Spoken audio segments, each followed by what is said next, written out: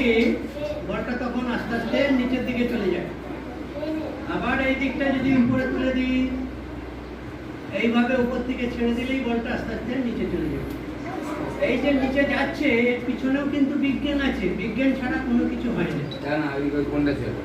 তোমরা হয়তো অনেকে জানো, নাহলে আরো যখন পরে পড়াশোনা করবে জানবে। স্যার আইজ্যাক নিউটন বলে একজন খুব বড় বৈজ্ঞানিক, সে আবিষ্কার করেছিল কি জানো, পৃথিবীর টান বা মাধ্যাকর্ষণ শক্তি বা অভিকর্ষণের ত্বরণ নিউটন আবিষ্কার করেছিল। সে কি বলেছিল, পৃথিবীর উপর যে কোনো বস্তু ছেড়ে দিলে পৃথিবী থেকে কেন্দ্রের দিকে আকর্ষণ করে, সেই জন্য সেই বস্তুটা সবসময় পৃথিবীর কেন্দ্রের দিকেই চলে যায়, মানে নিচের দিকে নামে।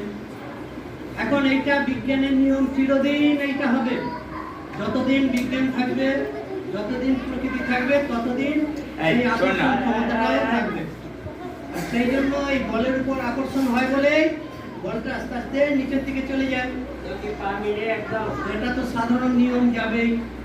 তবু কেন এনেছি বলটা, তোমাদের আরেকটু মজা দেখাবো। এই বলটা নয় আমার কথা শুনে, বলটা নিচে যাবে ঠিক কোথায়, আবার একে থামতে বললে মাঝপথে থেমে যাবে, সেটাই তোমরা দেখবে।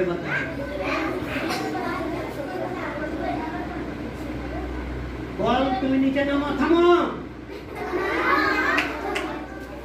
আবার যাও, থামো, যাও, সবকে চল যাও।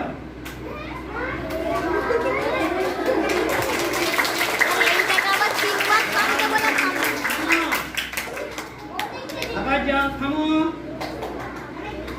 আবার যাও, স্টপ, যাও, থামো, তোমরাও এরকম বল আর সুতা গলিয়ে নিজেদের পরীক্ষা করার চেষ্টা করবে। যারা ভালো তাদের কথা কিন্তু বল শুনবে।